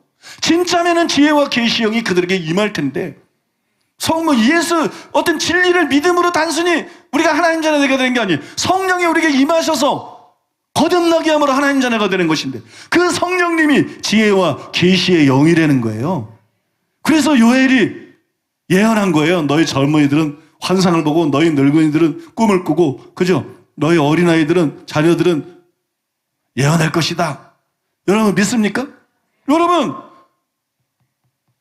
여기 웨슬리가 말한 것처럼 모든 예외가 없어. 진실된 그리스도인, 가짜에게는 이게 없을 수 있어. 그러나 모든 진실된 그리스도인들에게 공통적으로, 누구는 있고 누구는 없는 게 아니야, 공통적으로 있는 지혜와 계시를 논하였다. 지혜와 계시 영이신 성령님이 그 사람에게 있는데 어떻게 지혜를 경험하지 못해요? 부분적으로 많고 적고 차이지, 깊고 얕고 차이지, 지혜를 경험하죠. 성령께서 주신 지혜를 경험하죠. 지혜와 계시 영이신 성령님이 어떤 사람에게 임했는데 어떻게 계시를 전혀 못 받아? 그런 일이 있을 수가 없어요. 환상은 다 못 볼 수는 있어도, 예언 은사가 다 없을 수는 있어도, 계시를 전혀 못 받는 일이 있을 수가 없어요. 아까 계시가 구원 받을 때부터 계시가 임하는 거잖아. 여러분 믿습니까? 그러니까는 이거는 모든 신자에게 공통적으로 있는 경험이라는 거예요. 믿는 자가 성령님이 주시는 지혜를 경험하는 거 잘못된 거 아니죠? 그죠? 그거 다 원하죠. 마찬가지로 믿는 자가 성령님이 주시는 계시를 경험하는 게 전혀 잘못된 게 아니라는 얘기. 왜? 그분은 지혜의 영일 뿐만 아니라 계시의 영이시다. 믿습니까? 그러므로 여러분, 믿는 자가 계시를 경험하는 건 당연한 것이고, 바울은 믿는 자가 그걸 경험하기를 원한 거예요. 그래서 에베소 교회 성도들을 위해서 지혜와 계시의 영을 그들에게 부어주기를 그가 간구한 거예요. 그러니까 계시가 없다고 말하는 것이 얼마나 비성경적인 것이고 어리석은 얘기인가. 여러분들이 판단하시기를 바랍니다. 그 다음에 세 번째로 갈라디아서 2장 2절을 설명해 드리겠습니다. 성경을 우리가 꼼꼼하게 읽어보면 성경 기록과 무관한 계시들이 곳곳에 나타납니다. 한 가지 예를 들면 고린도전서 12장 1절에 무의가 남아 내가 부득불 자랑하노니 주의 환상과 계시를 말하리라. 이게 그거예요. 바울은 셋째 하늘에 끌려 올라가서 놀라운 계시를 받았어요. 근데 그 계시는 성경 기록을 위한 게 아니에요. 바울이 셋째 하늘에 이끌려 올라가서 뭘 받는지 여러분이 알아요? 무슨 얘기를 들었는지 알아요? 아무것도 몰라. 왜냐하면 성경에 기록이 안 돼 있어요. 성경 기록을 위한 게 아니에요. 그러나 성경 기록과 상관없는 계시를 그런 경험을 했어요. 다음 구절도 마찬가지예요. 갈라디아서 2장 2절. 계시를 따라 올라가 내가 이방 가운데서 전파하는 복음을 그들에게 제시하되 유력한 자들에게 사사로이 한 것은 내가 다름질하는 것이나 다름질한 것이 헛되지 않게 하려 함이라. 여러분, 이것은 바울이 계시를 따라 올라가 그랬죠. 성경 기록을 위한 복음이나 진리를 계시받았다는 의미가 아니죠. 계시로 인도함을 받았다 그런 뜻이. 계시로 인도함을 받았다. 왜 계시를 성경 기록과만 연관시키는가? 왜 학자들은 그렇게 생각하는가? 왜 장로교 교단은 그렇게 생각하는가? 왜 목사들은 그런 엉터리 가르침을 무비판적으로 그렇게 받아들이고 절대 다수가 그렇게 믿고 있는가? 그리고 우리를 계시받았다고 이단이라는 허튼 소리를 하는가? 너무나 성경적인 경험들인데 여러분 이해가 되시죠? 왜 계시를 성경 기록과만 연관시키는가? 계시는 성경 기록과만 상관있는 게 아니라 계시는 우리를 인도하는 역할도 하는 것이다. 우리는 계시를 통해서 인도받아야 될 때가 있다는 거예요. 항상 모든 일을 계시를 통해서 인도하면 그건 점쟁이들이 하는 짓이야. 오늘 무슨 옷 입을까요? 뭐 그걸 가르쳐준대. 그런 것들 상대하지 마. 그건 무슨 입신했다 그러고 뭐 그런데 뭐 오늘은 무슨 옷 입으러 가라 그러는. 아니 진짜 하나님이 얼마나 바쁘신데. 응? 그리고 여러분 하나님은 우리가 아니고 우리는 하나님이 아니야. 우리는 하나님도 인격체이시고 우리도 인격체야. 취향이 달라. 예수 믿는다고 여러분 취향이. 근데 성령님이 왜 오늘은 무슨 옷 입어라, 오늘은 뭘 먹어라. 식성이 달라. 취향도 다르고 식성도 다른데 자기 취향대로 입으면 되는 거지. 그죠? 자기 취향대로 입으면 되지. 보통 이렇게 빨간색 넥타이 이렇게 안 맵니다. 보통 부담스러워. 나는 취향이 달라. 나는 개성이 뚜렷하고 취향이 달라. 나는 그 이불 보따리 이불 혼입을 천 그거 뜯어서 넥타이 만드는 거 많더라고요. 모양이 무늬들이 그런 넥타이를 사는 사람이 있으니까 팔리는 건데 이해가 안 돼. 하나님께서 뭐 때문에 그러겠어요? 뭐 때문에? 말 나온 김에 요새 뭐 서사라 목사인가 뭐 천국 지옥 간정 책 쫙 나오는데 그런 거 읽지 마요. 여러분 그런 거 바른 거 아닙니다. 성경 가지고 분별해 보면 그거 비성경적이에요. 그래서 사람들이 분별력이 없어. 열면은 너무 마음을 열어. 그러니까 그건 이름이 사라인데 그 책은 사지 말라. 응? 제발 사지 좀 마라. 자꾸 이런데 저런데 쓸데없는 신경 쓰지 마라.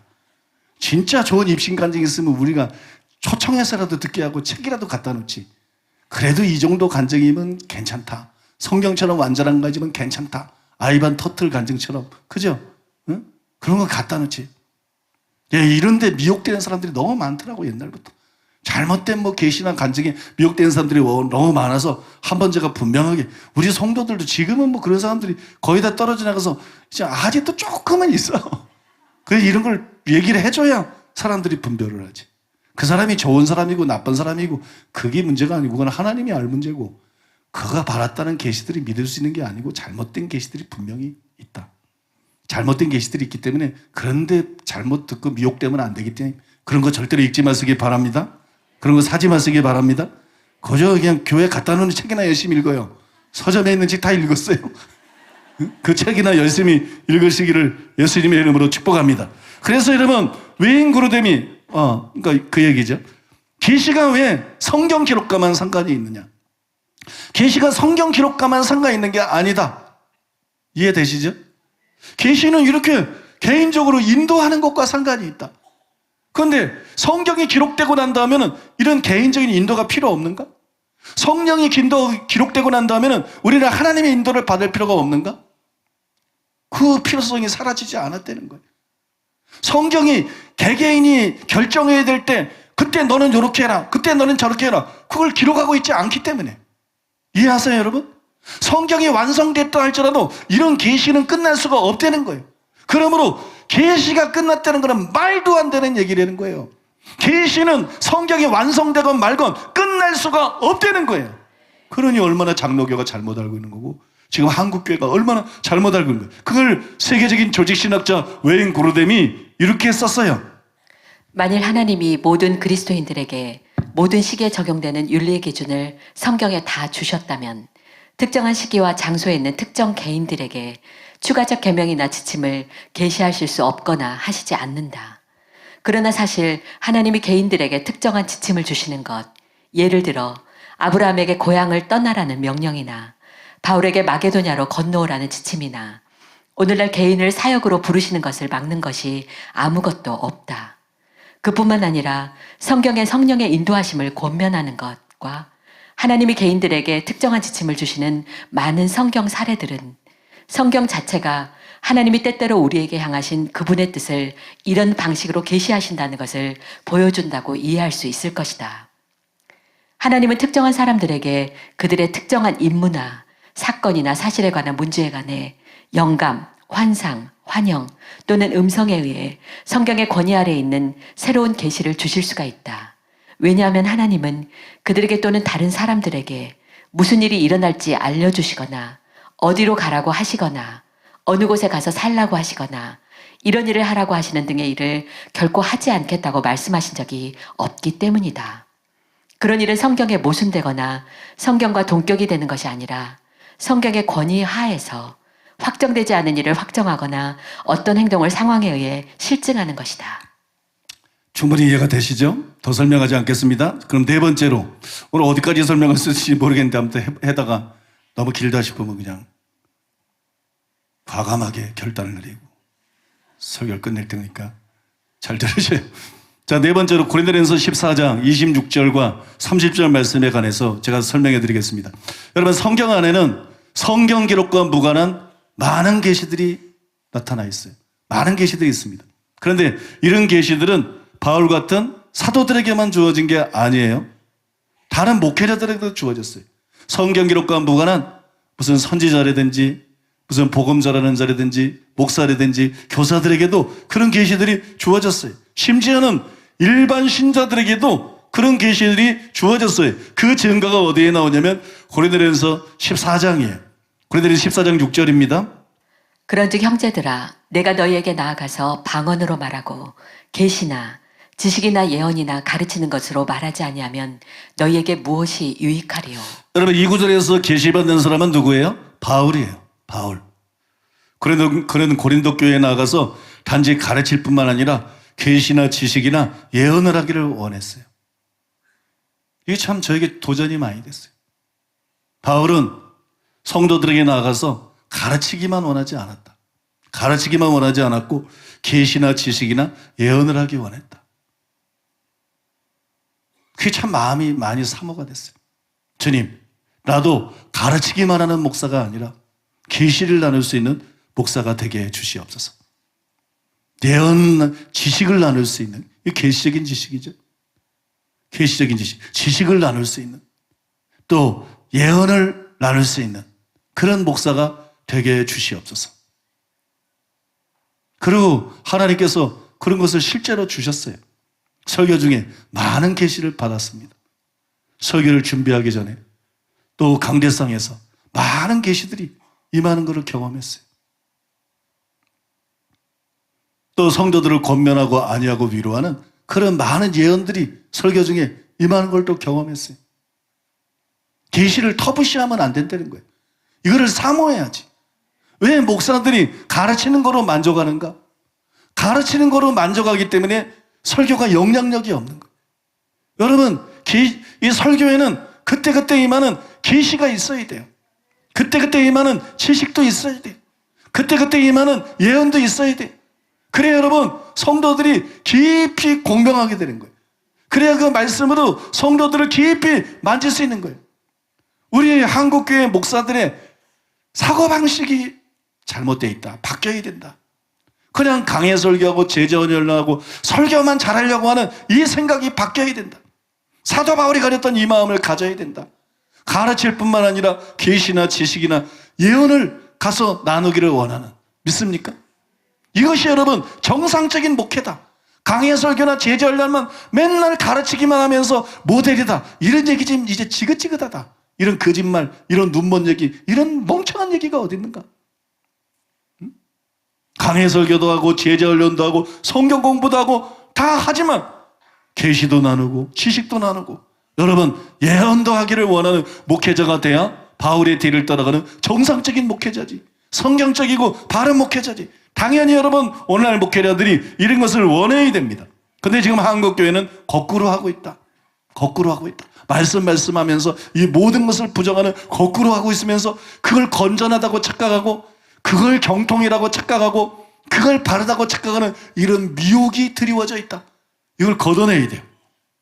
그런데 여러분 다음 두 구절은 다릅니다. 다음 두 구절에서 계시를 받은 사람은 바울이 아니에요. 바울이 아니고 목회자를 포함한 일반 신자들이, 오늘 설교에서 여러분이 이 구절만 딱 기억해도 돼. 이 두 구절만 굉장히 중요합니다. 하나는 고린도전서 14장 26절인데 그런즉 어찌할까, 그런즉 형제들아 어찌할까, 너희가, 그렇잖아요. 너희라 그러잖아요. 바울이 아니에요. 그죠? 너희가 모일 때 각각 찬송시도 있으며 가르치는 말씀도 있으며 계시도 있으며 방언도 있으며 통역감도 있나니 모든 것을 더욱을 세우기 위하여. 이거로 끝난 거예요. 이거로 끝난 거라고. 이거로 칼빈의 주장이 잘못됐다. 루터의 가르침, 은사중단노니까 다 잘못된 자들이야. 이 잘못됐다. 장로교 교리가 잘못됐다. 통합이 등치만 컸지 통합, 합동, 고신, 백서, 이들의 교리가 잘못된 것이다. 이들의 계시에 대한 교리가 잘못된 것이다. 계시가 끝났다. 계시를 받았다 그러면 안 된다. 지금은 조명만 존재한다. 무슨 조명? 무슨 연예인이야? 무슨 조명? 지금 무슨 조명만 존재한다. 이게 얼마나 헛된 소린지. 여기에 보면 끝나긴 뭐가 끝나? 너희 일반 신자들 찬송수도 있으며 가르치는 말씀도 있으며 계시도 있으며 방언도 있으며 통역감도 있나니. 믿습니까? 바울이 없이 너희가 모였을 때 일반 목사들이 여기서 설교하고 있었을 거예요. 일반 신자들이 모였을 거예요. 그때 일반 목사들이 설교하면서 가르치는 말씀도 있고 계시도 있고 방언도 있고 통역도 했을 거예요. 믿습니까? 그러면 그 다음 구절 고린도전서 14장 30절, 만일 곁에 있는 앉아있는 다른 이에게 계시가 있으면 먼저 하던 자는 잠잠할지니라. 앞에 구절은 1차적으로는 목회자들에 대한 얘기고 2차적으로는 신자들에 대한 얘기지만 여기는 완전히 신자들에 대한 얘기예요. 예언하는 사람은 둘이나 섯 정도 예언할 수 있다고 그랬는데 먼저 어떤 사람이 예언하는데 곁에 앉아있는 다른 사람에게 계시가 임하면 먼저 하던 자는 잠잠할지니라. 여러분 믿습니까? 신자들이 계시를 받았다는 거예요. 신자들이 계시를 받았다. 이것이 여러분 은사장인 고린도전서 14장에 나오는 구절들이에요. 여기에 보면 고린도 교회 성도들이 성령의 은사로 계시를 받았어요. 그 다음에 바울은 그것을 계시라고 불렀어요. 그러므로 성경 기록과 무관한 계시들이 있고, 그런 계시들은 사도들이 아니라 할지라도 모든 목회자와 신자들이 받을 수가 있는 거예요. 그렇다면 생각해 보세요. 성경이 받을 수 있다는 계시를 받습니다. 문제 있나요?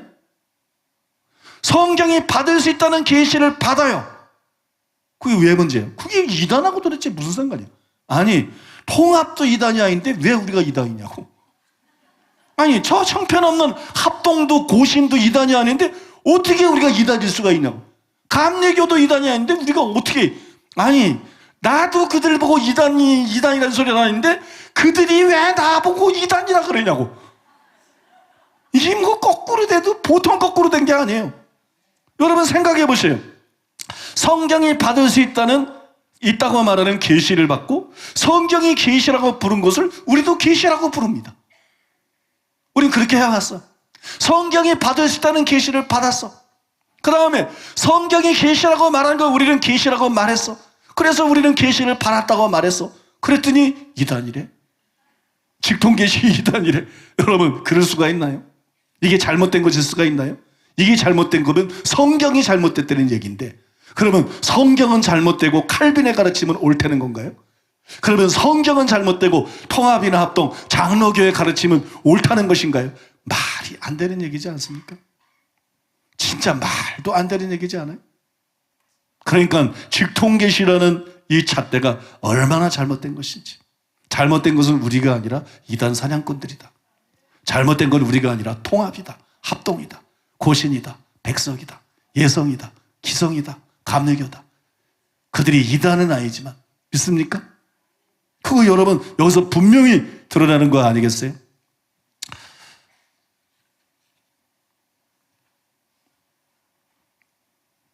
(12시 16분) 12시 16분.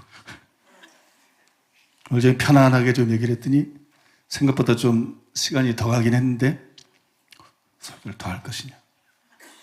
원래는 더 해야 되거든요. 원래는 더 해야 되는데 다음 시간에도 분량이 엄청 많아서 줄여서 말해야 되는데 더 줄이죠 뭐. 합해서 말하고 다음 시간엔 더 줄이죠. 설교를 너무 길게 하는 것도 안 좋더라고. 어느 때는 막 설교가 적당한 시간에 끝난다는 게 큰 은혜를 부어주더라고. 성도들에게. 여러분 오늘 들은 말씀 통해서 여러분 눈이 확실히 열리고 분별하게 되셨을 줄로 믿습니다. 도대체 이단성을 가지고 이단이라 그래야지. 그래서 저는 한국교회가 너무 현재 비정상이기 때문에 이제는 이단 누명을 벗으려고 노력하지 않기로 했어요. 이단 누명을 벗으려고 노력을 하면 우리가 자꾸 망가져요. 이단 누명 벗으려고 그러면 썩은 정치 목사들 만나야 되지. 응? 갑질하는 것들, 성격에 무식한 것들, 말도 안 통하는 것들 만나서 그냥 설득해야 되고 그냥 굽신거려야 되고 그냥 사람이 할 짓이 아니야.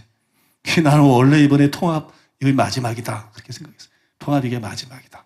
그랬더니 또 합동해서 사면일을 한대. 그리고 합동에 또 2대에 있는 어떤 사람이 나보고도 목사님 이번에 꼭 참석하시라고. 그래서 제가 그랬어요. 안 한다고. 이제 우리는 안 합니다. 우리는 그냥 이단으로 살랍니다. 아예 무식한 교단들의 결정이 우리한테 무슨 의미가 있느냐. 이제는 통합 사건을 통한 기자회견을 통해서 양식 있는 사람은 안다. 이게 무슨 독백도 아니고 혼자 일방적인 주장을 하는 게 아니라 객관적인 그런 자료를 가지고 말하기 때문에 양심 있는 사람이면 이제 우리 교회가 이단이 아니고 한국 교회가 이게 심각하게 잘못했구나. 이거 다 안다. 근데 그거 보고도 모른다. 그 인간은 눈이 먼 사람이다. 그건 목사든 장로든 권사든 집사든 누구든 기자회견을 보고도 우리 교회 이단, 그거는 눈이 먼 사람이다. 그러면 예수님이 대제사장이나 바리새인들을 회심시키려 했는가? 세례 요한도 그랬잖아요. 바리새인들이 막 사두개인들이 세례 베푸는데 왔잖아요. 그러면 좋아해야 되잖아. 교회 찾아온 건데. 새신자들이 막 교회 찾아온 건데 좋아요. 근데 누가 너희를 가르쳐 임박한 진노를 피하라 하더냐 그러잖아. 뱀들아 독사의 새끼들아 누가 너희를 가르쳐 임박한 진노를 피하라 하더냐. 예수님도 똑같이 말씀하셨어요. 많은 사람들이 화합을 얘기하는데 바리새인과 화합하는 게 화합은 아닙니다. 사두개인과 화합하는 게 화합은 아닙니다. 안 되는 그룹이 있고 안 되는 사람이 있습니다. 예수님도 포기한 그룹이 있고 세례요한도 아예 제껴놓은 그룹이 있습니다. 여러분 이해되셔요? 그래서 우리는 그런 사람들의 반응까지 신경 쓸 필요는 없다. 어떤 목사가 뭐라 그러든 어떤 신자가 뭐라 그러든 그런 사람의 반응, 그러다가 우리까지 망가지겠다. 이제 사람이 친구가 친구를 닮는다고. 주님의 친구가 돼야 뭐가 주님 닮은 모습이 나타나는데 자꾸 썩은 정치 목자 막 썩은 이단 사냥꾼 이런 사람들을 만나니까 오는 게 혈기의 기름 부음밖에 없어. 오는 게 막 혈기의 기름 부음, 비판과 판단과 뱀들아 독사의 새끼들아 이거밖에 떠오르는 성경 구절이 없어. 이래가지고는 우리 자신이 망가집니다. 여기까지면 됐다. 여기까지면 됐고 이제 우리는 그런 사람이 아니라 주님의 얼굴을 구하고 믿습니까?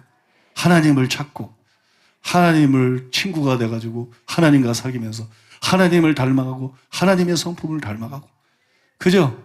그러니까 우리는 믿을 게 아무것도 없으니까, 교단백도 없고 뭐 아무것도 없으니까 주님을 더 의지하고 주님을 믿고 그저 주님이 우리에게 힘 주시는 대로, 그저 주님이 우리에게 은혜 주시는 대로 타협하지 않고 누구 눈치도 보지 않고 담대하게 진리는 진리라고 외치고 옳은 것은 옳다고 외치고 아닌 것은 아니라고 외치고 하나님이 우리에게 힘 주시는 대로 한국교회 깨우면서 충성되어 살아가다가 주님 앞에 갔을 때 착하고 충성된 종아, 그러면 끝나는 거지. 그 말 듣기 위해서 이제는 살아가자. 그게 제 결단입니다. 이제 제 결단이고, 여러분도 이제, 여러분들은 뭐 먼저부터 그랬는지 몰라도 뭐 2단이라 그러든 3단이라 그러든 이왕이면 승급시켜주라. 우리 9단 할래. 우리 2단 된 지가 언젠데 아직도 2단이냐. 우리 보고 9단이라, 우리를 보고 9단이라 불러라. 그게 여러분 초연한 마음을 가지고 우리가 자유할 필요가 있어요. 믿습니까? 이제는 사람의 판단, 이런 거, 교계의 판단, 이런 데 자유할 필요가 있습니다. 그런 데부터 자유하고 그저 우리 영혼을 위해서라도 하나님의 얼굴을 구해야 됩니다. 이제 하나님을 찾아야 됩니다. 여러분 믿습니까? 기도해야 되고 자기를 돌아봐야 되고 회개해야 되고 은혜를 구해야 되고. 여러분 믿습니까? 여러분 우리를 위해서, 또 우리 교회와 우리에게 맡겨진 사명과 영혼들을 위해서 우리는 이제 그런 것에만 집중하며 나아갈 것입니다. 그런 데만 집중하고 힘차게 나아갈 것입니다. 이제 나는 여러분들이 떠나는 거든 안 떠나든 거기도 다 내려놔서 그런데도 관심이 없어. 그저 이제 나머지는 하나님께 다 맡깁니다. 우리는 하나님의 얼굴을 구하며 나아가겠습니다. 우리는 진리만을 선포하며 나아가겠습니다. 우리는 그저 우리가 주님 앞에 합당한 사람 되기 위해서 나아가겠습니다. 주님을 닮기 위해서 나아가겠습니다. 나는 이제 교계도 모르고 나는 이제 우리 교회도 모릅니다. 다 내려놓고 그것만 위해서 살다가 주님 앞에 가기를 원합니다. 그러니까 같이 갈 사람은 오고 뭐 떠날 사람은 떠나고 마음대로 하고 그렇게 신앙생활 하시면 돼요. 오늘 우리 들은 말씀 기억하면서 기도하기를 원합니다. 주님, 지혜와 계시형을 우리에게 부어 주시옵소서. 지혜와 계시형을 부어주셔서 하나님에 관해서만 알고 예수님에 관해서만 알고 신앙 고백만 알고 성경만 알고 변화는 없는 거짓 신앙생활이 아니라 정말 하나님을 알고 하나님을 닮아가는 변화가 우리 속에 일어나게 하여 주시옵소서.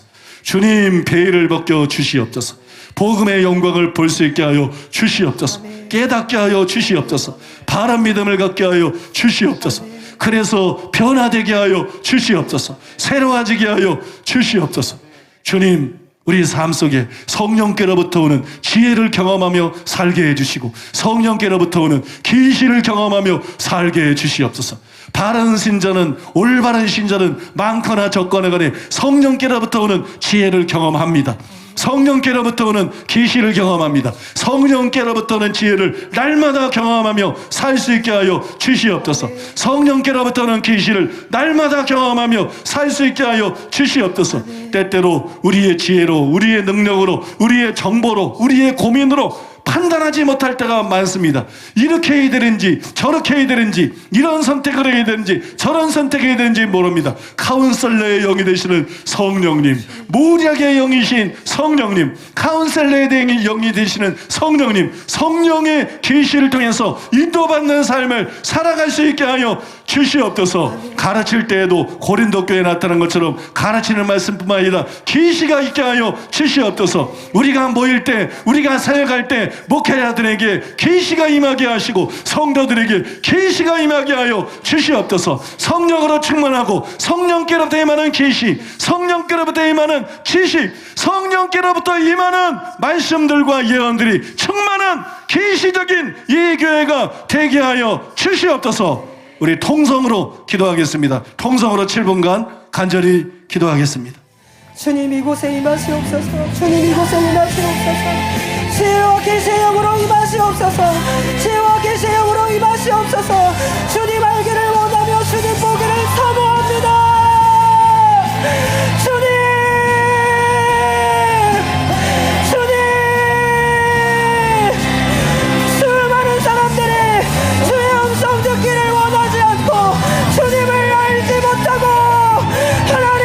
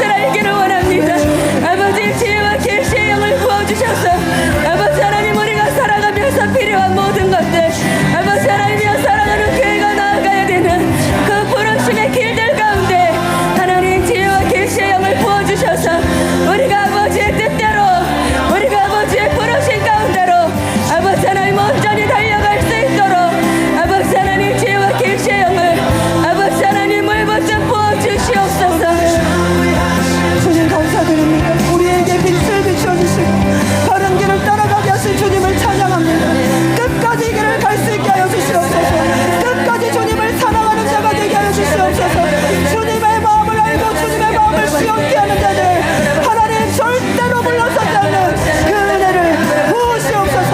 쏟아부으시옵소서. 이 교회가 주님을 사랑함으로 주님의 이름을 높여드리는 영광의 교회가 되게 하여 주시옵소서. 주님 오늘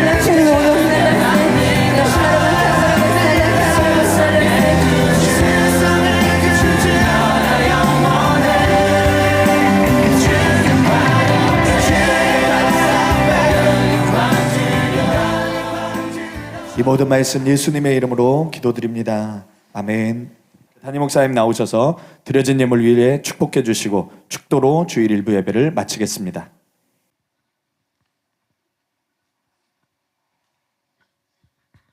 7분이 너무 짧네요. 그죠? 왜 기도하다가 갑자기 기도를 끝내나 그랬는데. 예? 14분 했다고요? 7분이 아니고요? 아이고, 큰일 났네. 다음부터 14분보단 더 해야 될 것 같은데. 너무 기도가 금방 끝나는 것 같아. 그죠?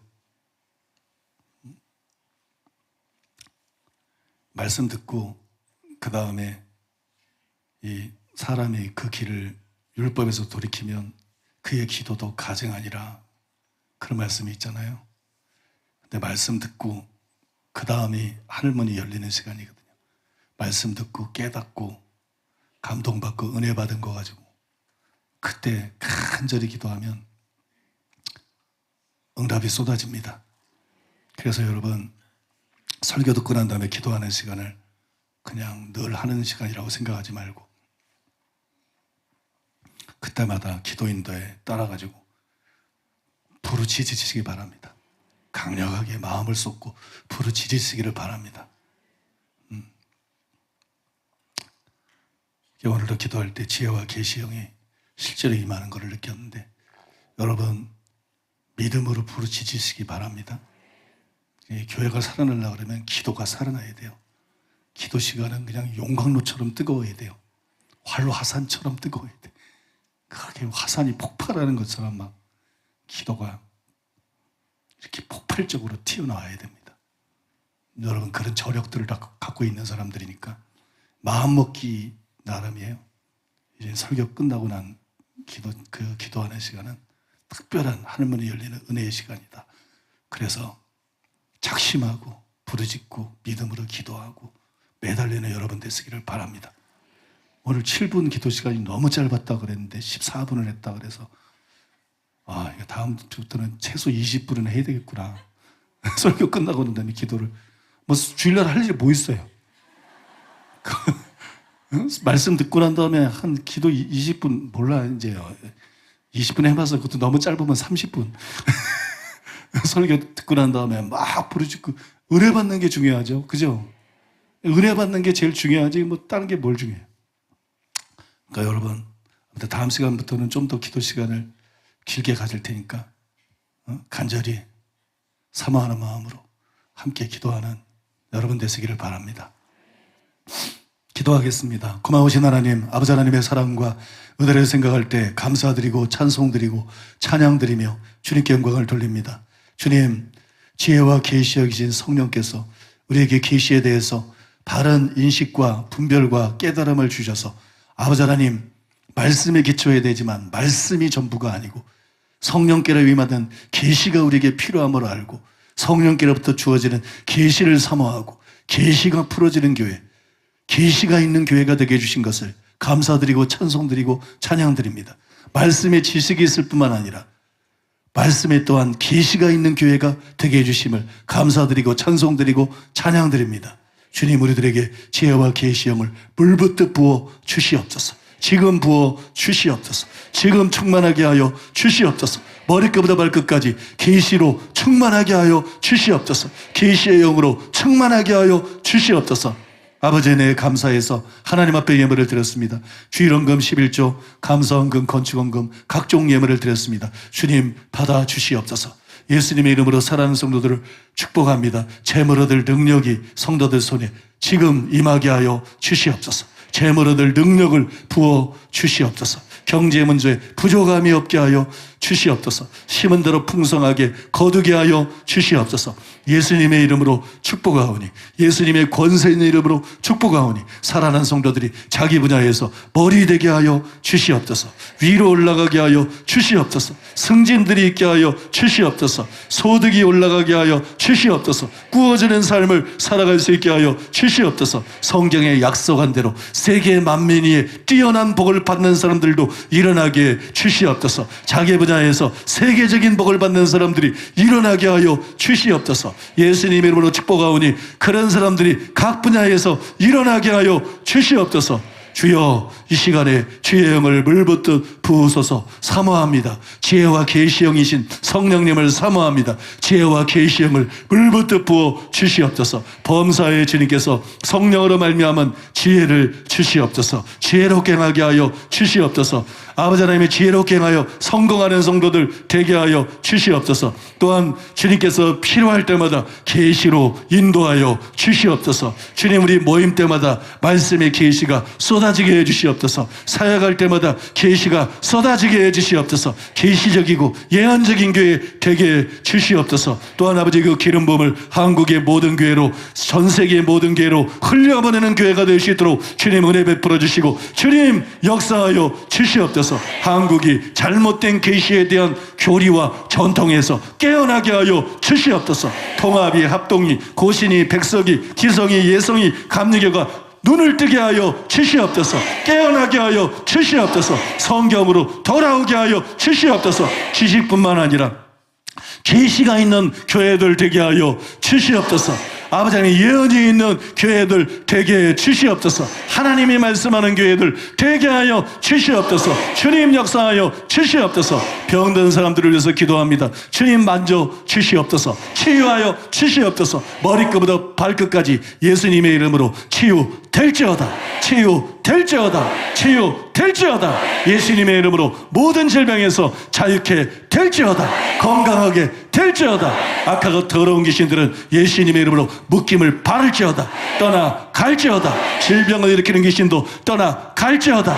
범죄케 하는 귀신들도 떠나갈지어다. 말씀을 가리고 있고 복음을 가리고 있는 귀신들도 떠나갈지어다. 예수님의 이름으로 모든 악하고 더러운 귀신은 떠나갈지어다. 묶임을 받고 떠나갈지어다. 주의 성령으로만 충만케 하여 주시옵소서.